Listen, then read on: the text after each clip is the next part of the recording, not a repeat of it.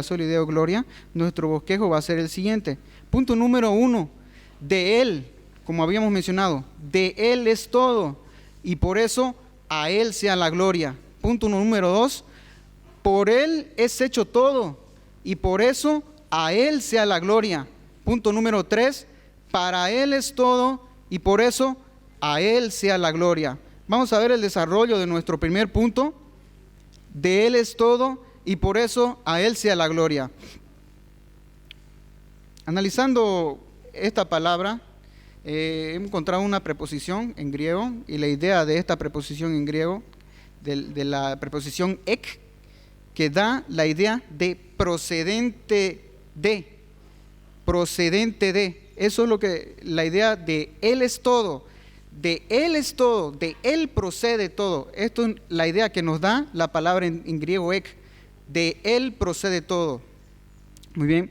Para ello voy a leer Romanos capítulo 11, 33. Dice lo siguiente. Oh profundidad de las riquezas, de la sabiduría y de la ciencia de Dios, cuán insondables son sus juicios e inescrutables sus caminos. Vamos a referirnos a esta palabra que el apóstol Pablo usó después de haber considerado por sí mismo su percepción sobre el Evangelio, por lo cual lanza esta exclamación muy natural en los corazones de los creyentes, considerando con humildad las obras de Cristo y rechazando la murmuración y la rebeldía contra los juicios de Dios. Y él manifestaba de esta manera la preocupación que él tenía por sus hermanos según la carne, que eran los judíos, porque él era judío, al enfrentar la incredulidad de ellos ante el Evangelio, al negar que Cristo es el Hijo de Dios, es el Mesías de quien los profetas habían hablado anteriormente. Muy bien, ahora en este versículo 33 dice profundidad, riqueza, sabiduría y ciencia. Esta admiración que se muestra a la profundidad de Dios está vinculada a estos tres elementos distintivos. A estos tres elementos distintivos expresados por medio de tres genitivos. ¿Cuáles son esos tres genitivos? Riquezas, sabiduría y ciencia. Vamos a ver el primero de una manera más rápida. Bueno, primero vamos a identificar esta palabra profundidad. ¿Por qué el apóstol Pablo utilizó esta palabra que dice oh profundidad? Profundidad, traducido del idioma griego, la palabra es batsos. Ustedes pueden repetir, digan profundidad, batsos. Eso es, profundidad, batsos. ¿Cuál es esta idea de esta palabra batsos, de esta profundidad, que es un sustantivo nominativo singular? Esta palabra denota la profundidad como una dimensión, como algo fuera de lugar, que está demasiado profundo. Está hablando de una profundidad que cabalmente no podemos entender. Vamos a ir entonces a ver más o menos a qué se refiere Pablo con esto. Veamos Romanos 9:23, dice, vamos a la siguiente palabra ya, Romanos 9:23 dice, vamos a ir a la siguiente palabra. La primera es profundidad, que está vinculada a tres genitivos. Dijimos que los tres genitivos eran riqueza, sabiduría y gloria. Vamos a ir ahora a la primera. De la palabra traducida del griego ploutos, que significa riqueza. Dice, esta admiración profunda está vinculada en el primero de ellos, ploutos, que es riqueza. Pero esta riqueza no es, hermano, la riqueza que nosotros conocemos o de la que estamos acostumbrados a hablar. No es de la riqueza típicamente monetaria o la riqueza en recursos o la riqueza en bienes, sino esta palabra dice riqueza, pero las riquezas direccionadas especialmente a las riquezas de su misericordia, que esta fue la que cambió nuestra condición de perdidos a salvos. Vamos a la siguiente palabra, sabiduría. Vamos a la siguiente palabra, sabiduría, y repita conmigo, Sofía. Esta es la traducción en griego de esta palabra, sabiduría, Sofía. Hasta rima, ¿verdad? Entonces nos vamos a poder acordar para siempre de que si le decimos a alguien Sofía, vamos a acordarnos de sabiduría, aunque no sea sabia necesariamente. Pero Sofía es sabiduría. Sofía es un sustantivo genitivo singular. Ahora, la admiración profunda vinculada a la sabiduría que está contrapuesta a la humana. Por cierto, la sabiduría humana que solamente es para necedad para con Dios. Entonces, solo desde esta infinita y admirable sabiduría, Dios elaboró así para el plan de redención, pero este es otro tema. Pero estamos hablando de la sabiduría. Bien, vamos a la siguiente palabra. Diga, noxis. Esta palabra es la siguiente palabra que habíamos dicho sobre conocer, o ciencia, conocimiento, saber. Entonces, repita otra vez, gnosis, conocimiento, saber, ciencia. Hace referencia a que el conocimiento infinito que Dios tiene para conducir a todas las cosas a fin de lo que Él había previsto en su soberanía. Entonces, hermanos, a ver estas tres palabras. ¿Cuál era la primera palabra? La primera palabra dijimos que era riquezas, sabiduría, conocimiento y ciencia, ¿verdad? Entonces, al momento de nosotros de poder estudiar esta parte de las Escrituras, podemos decir que es imposible explicar más de lo humanamente posible a un Dios santo, infinito, a hombres infinitos, finitos y pecadores como somos nosotros, lo cual el único camino que nos queda solamente es reconocer las riquezas y la sabiduría y la ciencia y el conocimiento de parte de Dios. Y esto fue lo mismo que hizo el apóstol Pablo cuando usó ese verso, oh profundidad de las riquezas. Él estaba reconociendo que solamente de Dios procedían estas tres cosas. Veamos lo que dice el Salmo 139, versículo 6. Yo lo leo. Dice, bueno, esto por si acaso lo escribió David, ¿no? Y él lo está diciendo esto respecto a la comprensión que él tenía de estas cosas. Decía, oh Jehová, tú me has examinado y conocido, tú has conocido mi sentarme, mi levantarme, has entendido desde lejos mis pensamientos, has escudriñado mi andar y mi reposo, y todos mis caminos te son conocidos, pues aún no está la palabra en mi boca, y he aquí, oh Jehová, tú la sabes toda. Detrás y delante me rodeaste, y sobre mí pusiste tus manos. Versículo 6 del 139, tal conocimiento es demasiado maravilloso para mí, alto es, no lo puedo comprender. Vemos, aunque David ha escrito esto miles de años antes, él también estaba bajo la misma condición de Pablo al reconocer ese conocimiento que es tan maravilloso, que es alto y que no se puede comprender. Ahora aquí hay un detalle muy importante también en este versículo que dice, detrás y delante me rodeaste, versículo 5, y sobre mí pusiste tus manos. ¿Qué nos da la idea de ese versículo, de ese verso? Nos da de que aún nuestra propia vida está en manos de Dios. Nuestra propia vida está en manos de Dios. No solamente que Él es incomprensible y que la sabiduría, el conocimiento, la ciencia y la riqueza son inescrutables, sino que también nuestra vida está en sus manos. Bien, veamos ahora lo que dice el Génesis respecto a la creación. Voy a hacer énfasis en esto porque la preposición en griego nos indica que todo procede de Él, procede de Él. Veamos lo que dice Génesis 2:1. Dice, fueron pues acabados los cielos y la tierra y todo el ejército de ellos. Vamos también a Génesis 1:26. El texto dice lo siguiente: entonces dijo Dios, hagamos al hombre a nuestra imagen, conforme a nuestra semejanza. ¿Qué es lo que nos está diciendo las Escrituras, hermanos, acerca de esta palabra? Nos está diciendo que no solamente la riqueza, el conocimiento y la sabiduría son procedentes de Dios, sino también la misma creación, todo lo que nosotros vemos. Si nosotros en este momento nos ponemos a meditar en todo lo que nuestros ojos ven, como si estuviéramos ciegos por un momento, y por un momento se nos hubiera dado la capacidad de poder recobrar la vista y nos levantáramos de nuestras sillas y miráramos alrededor, nos daríamos cuenta cuán grande, cuán hermosa es la creación de Dios. Todo lo que Dios ha hecho procede de Dios, y esta es la idea de que de Él procede todo. No solamente las cosas que han sido creadas, sino como vimos en Génesis también, que Dios hizo al hombre a su imagen y semejanza, varón y hembra los creó. Nuestra vida, por tanto, depende de Él, porque Él ha sido el que nos ha creado. Ahora, estudiando esta preposición que nos da la indicación de que todo procede de Él, fue para mí imposible tratar de encontrar quizá una aplicación práctica, porque en eso consiste la Escritura, que tengamos una teología práctica que nos pueda hacer entender y comprender la palabra de Dios a tal manera que la podamos aplicar a nuestra vida y que por ello nosotros seamos obedientes a la palabra, obedientes al Señor. Vamos a ver el libro de Job, el capítulo 1, versículo 20 al 22. Voy a leer el 21. Y dijo: desnudo salí del vientre de mi madre, y desnudo volveré allá. Jehová dio y Jehová quitó. Sea el nombre de Jehová bendito. En todo esto no pecó Job, ni atribuyó a Dios despropósito alguno. ¿Qué es lo que nos está diciendo Dios aquí?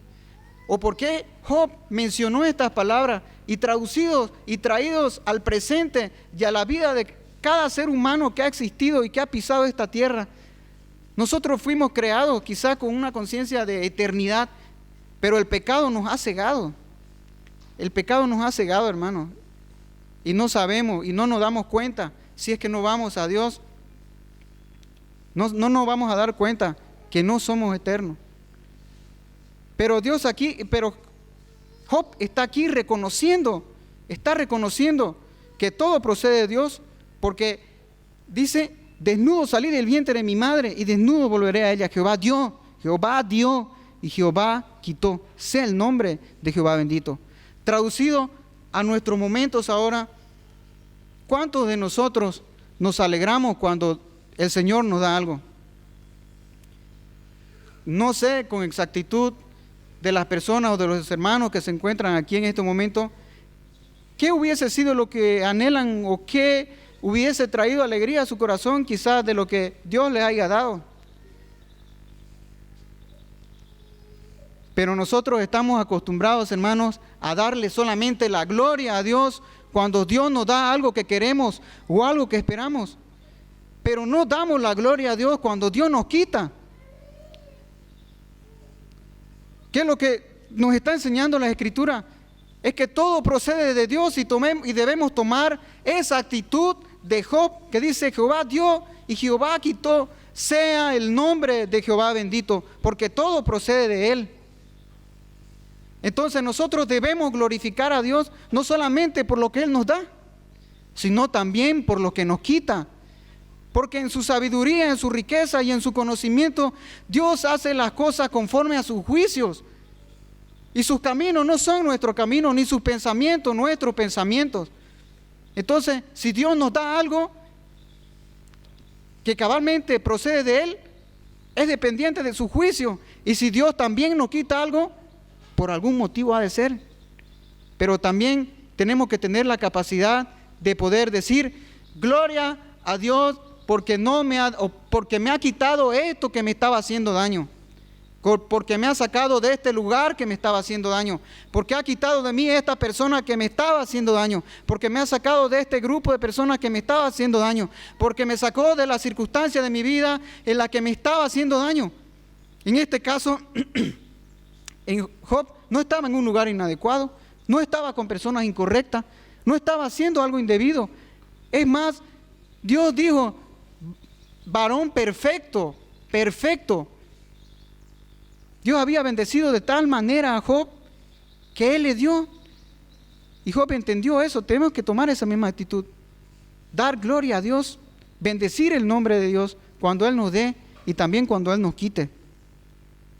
Entonces, hermano, estamos dando gloria a Dios Padre por medio de la obra de Dios Hijo en el poder y transformador de su Espíritu Santo, porque de Él son todas las cosas. ¿Estás dando la gloria a Dios por lo que se te ha dado o también por lo que se te ha quitado? Comprende que todo es de Él y solo en Él mismo se encuentra toda potestad de riqueza, sabiduría y conocimiento. Entiende que tu vida está en sus manos, así como David lo reconoció. Con tu mano me rodeaste, tus manos están delante de mí. Entiende que toda la creación es su creación y todo es de Él. Nosotros respiramos aire de forma gratuita. Nosotros tenemos todas las cosas que Dios creó a nuestra disposición. Para eso nos creó. Y para eso creó todas las cosas. ¿Dudas que el Señor, a quien le pertenecen todas las cosas, hará como Él quiera con ellas? Por eso el 33 dice lo siguiente. Porque ¿quién entendió la mente del Señor? ¿Quién fue su consejero? ¿O quién le dio algo primero a Dios para que Él sea recompensado? Nosotros no le hemos dado nada a Dios, hermano. Todo procede de Él. Y como la preposición en griego nos indica, la preposición ek, procedente de, todo procede de Dios. Todo salió de Dios, todo ha sido creado para Dios. Bien, hermanos, después de haber desarrollado nuestro primer punto, vamos a ir al segundo punto. Como habíamos leído, por Él. Primero vimos de Él es todo. Ahora vamos a ir al segundo punto, por Él es hecho todo. Aquí la actividad de Dios es soberana, por ello está escrito, por Él es hecho todo. Vamos a ver la preposición en griego, esta preposición por, qué importantes son las preposiciones, hermano, qué importantes son. Veamos esta preposición que dice por, que en griego significa, que en griego se dice dia. Repita conmigo, dia. Dia. ¿Cuál es la idea de esta preposición en griego? Es que es a través, por medio de, a través, por medio de.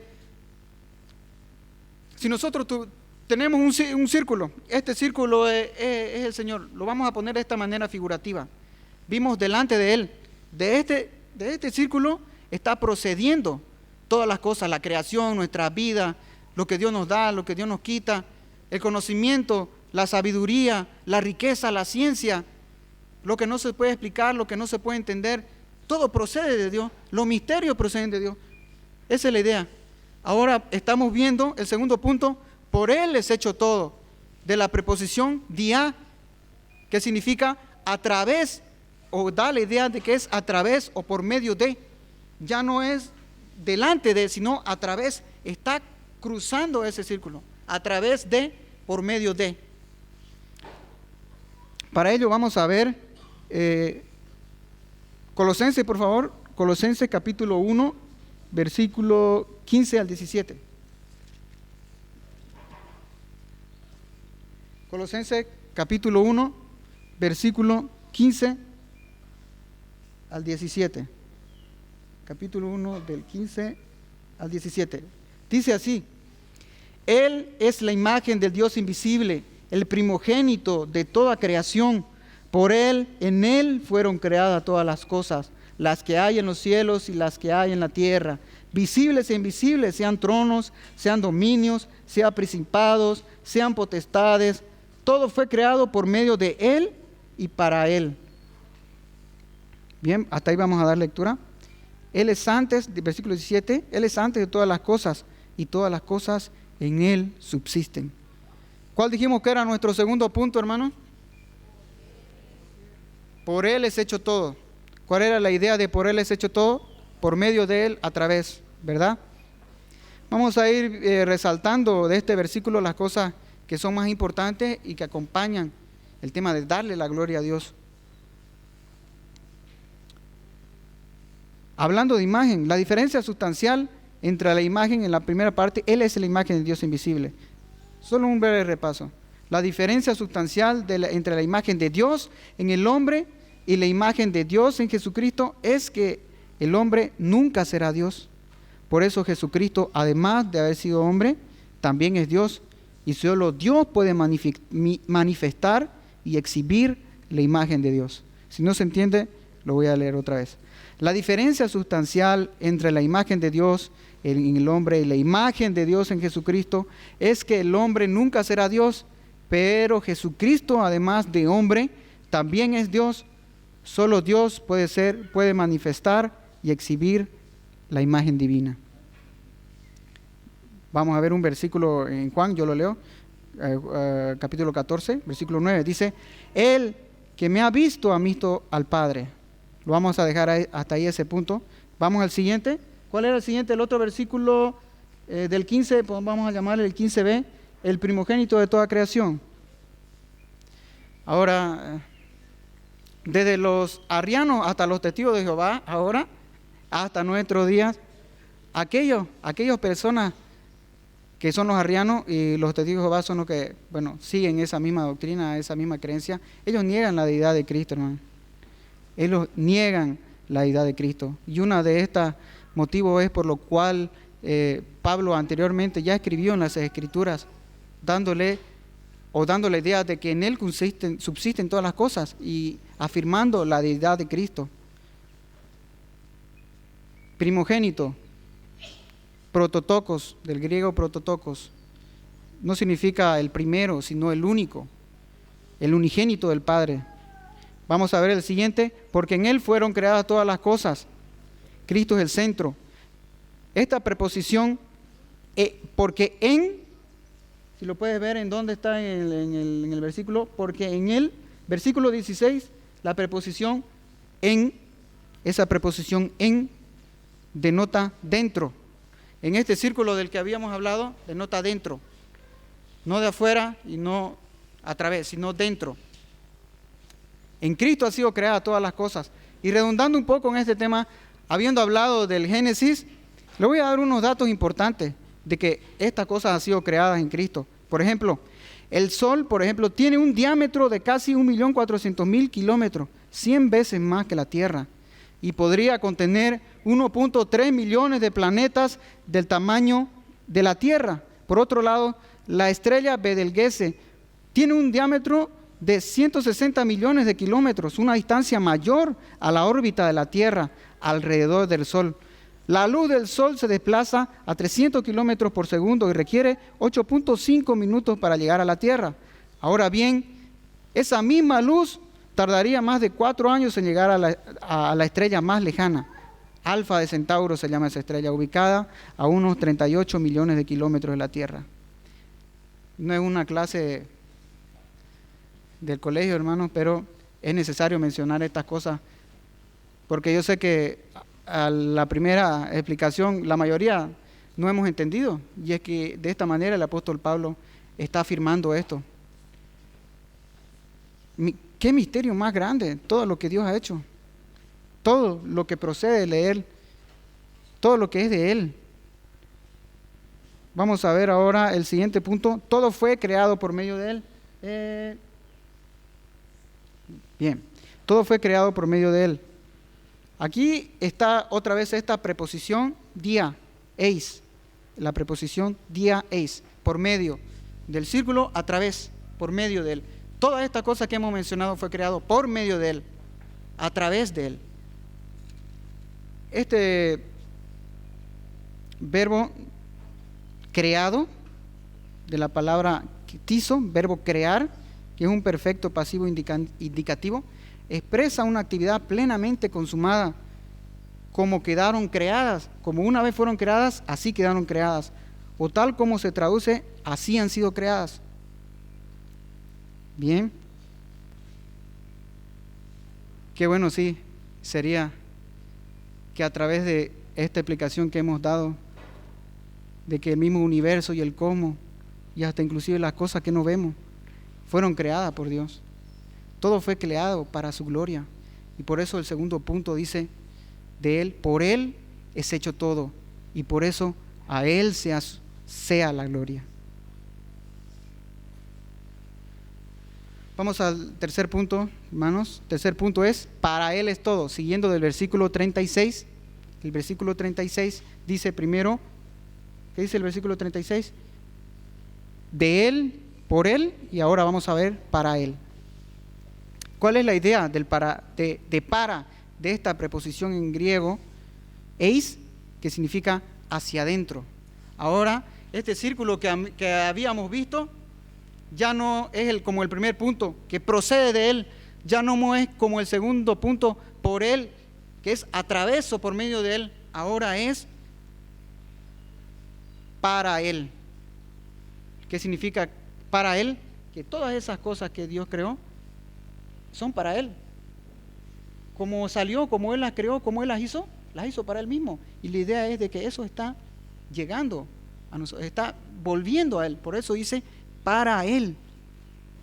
Vamos a ver Colosenses, capítulo 1, versículo 19. Dice, Colosenses capítulo 1, versículo 19. Dice, por cuanto agradó al Padre que en Él habitase toda plenitud, y por medio de Él reconciliar consigo todas las cosas, así las que están en la tierra como las que están en los cielos, haciendo la paz mediante la sangre de su cruz, por cuanto agradó al Padre que en Él habitase toda plenitud. Vamos a ver esta preposición que aparece en el versículo 19, del capítulo 1, por cuanto agradó que en, esa preposición en, el Padre, que en Él habitase toda plenitud. Ese en Él, ¿a quién nos estamos refiriendo cuando decimos en Él? A Cristo, ¿verdad? Porque Cristo es el centro, Él es el centro, Él se encuentra dentro del centro. Por eso esta preposición dice, por cuanto agradó al Padre que en Él habitase toda plenitud. Veamos este verbo, por cuanto agradó. Veamos este verbo. Este es un verbo auristo. Agradó, eudoqueo. Agradó. Repita conmigo, eudoqueo. Se han comido 3 buñuelos y 3 tazas de apio, hermano. Otra vez. Eudoqueo. Bien. Significa agradó. Estar satisfecho, complacerse en Él. Repitamos de nuevo, hermanos, eudoqueo. Bien, esta es la idea del versículo 19. Por cuanto agradó, eudoqueo, halló complacencia, está satisfecho en Él. ¿En quién? En Cristo, que habitase toda plenitud. Este es un verbo auristo. ¿Qué significa? Que si agradó al Padre, o si nosotros volvemos a leer esta palabra aquí a 1000, 2000, 1.000.000 o 3 millones de años más adelante, quiere decir que la idea va a permanecer como al inicio, porque es un verbo auristo. Agradó al Padre, sigue agradando al Padre y va a agradar al Padre por la eternidad. Veamos dónde podemos ver esto en el bautismo de Jesús, Mateo 3:17. Y hubo una voz de los cielos que decía, este es mi Hijo amado en quien tengo complacencia. El mismo verbo, complacencia, agradó, eudoqueo. Veamos Mateo 17, capítulo 17, versículo 5, en la transfiguración. Mientras él aún hablaba, una nube de luz los cubrió, y aquí una voz desde la nube que decía, este es mi Hijo amado en quien tengo complacencia, a él oíd. Complacencia, agradó, eudoqueo, complacencia, estar satisfecho en Él, complacerse en Él. Entonces, de esta manera, es como Dios se complace y nos indica que por cuanto agradó al Padre por su voluntad, que en Cristo habitase toda plenitud. Y esa es la idea que nosotros tenemos de que es para Él. Como habíamos visto, la idea de esta preposición, que ya no hablaba de que todo procedía de Él, ni que todo era por Él, sino de que todo es para Él. Todo es para Él, hermano. Todas las cosas invisibles o no visibles, todas las cosas que podemos ver, todas las cosas que tenemos, aún nuestra propia vida está bajo sus manos. Nada escapa de la soberanía ni de las manos de nuestro Señor. Por eso debemos darle gloria a Él para todo, hermanos. Ahora yo le haría la siguiente pregunta. ¿Es Cristo el centro de tu vida? ¿Entiende que todo se lo debemos a nuestro Señor, a nuestro Dios? ¿Te resulta agradable darle la gloria a Dios? ¿Estás robándole la gloria a Dios, no dándosela a Él? ¿Estás viviendo tu vida para darle la gloria a Dios? Esa pregunta nos tienen que hacer recapacitar. No sé cuántos de aquí estuvieron para la predicación cuando nos congregamos el día domingo. Terminamos el libro de 1 Timoteo, fuimos al 2 Timoteo. Justamente el pastor había predicado sobre esta carta pastoral escrita por el apóstol Pablo. Y realizando esta prédica, hermano, en estos días de sol que hubieron anteriormente, con tanta calor, y uno transpira, uno suda, uno más se preocupa por ventearse que por buscar la siguiente hoja de la escritura a veces, o va y se sale un rato afuera a leer o a estudiar. Justamente lo que predicó el pastor ese día fue la circunstancia por la que el apóstol Pablo tuvo que pasar. Que él escribió las cartas pastorales, escribió 2 Timoteo probablemente en la peor cárcel que puede haber, sin luz, sin agua, sin aseo, sin sanitarios. Y nosotros muchas veces nos quejamos porque hace mucha calor, o nos estamos quejando porque no tenemos la última computadora de $1,300 marca Alienware con un procesador y un disco sólido. Entonces, se da cuenta, hermano, cómo este hombre, Pablo, el apóstol Pablo, dio gloria a Dios hasta el último minuto de su vida. Estando en un lugar en oscuridad, pasando frío, pasando hambre, pasando necesidades, él en ese momento dio gloria a Dios. ¿Cuántos de nosotros podríamos dar gloria a Dios en una situación así? Quizás pensaríamos como la esposa de Job, o lo que le dijo a Dios: maldice a tu Dios y muérete. ¿Seríamos capaces de dar la gloria a Dios en una situación difícil? ¿O solamente vamos a dar gloria a Dios cuando Él nos dé lo que queremos? Hermano, el apóstol Pablo sabía que saliendo de esa cárcel, o que todas las prisiones en las que él estuvo, le iban a cortar la cabeza.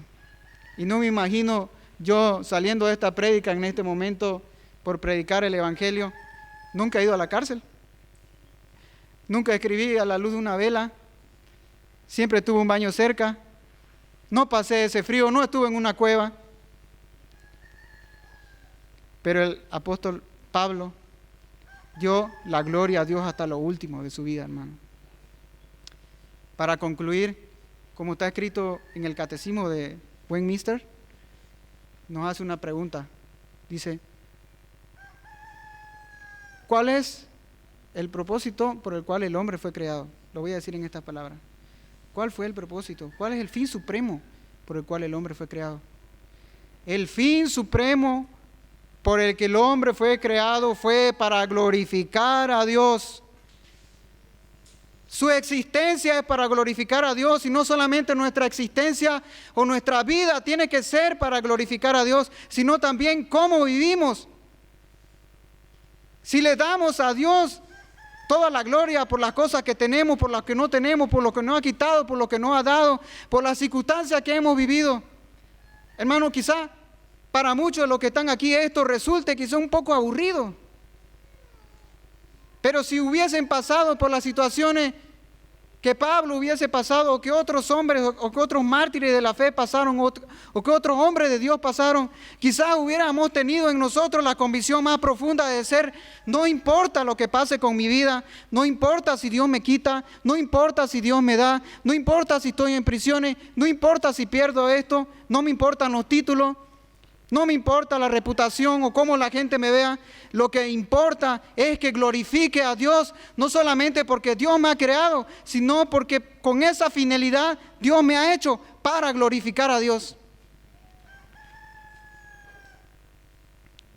Bien, hermano, vamos a dar gracias, vamos a orar.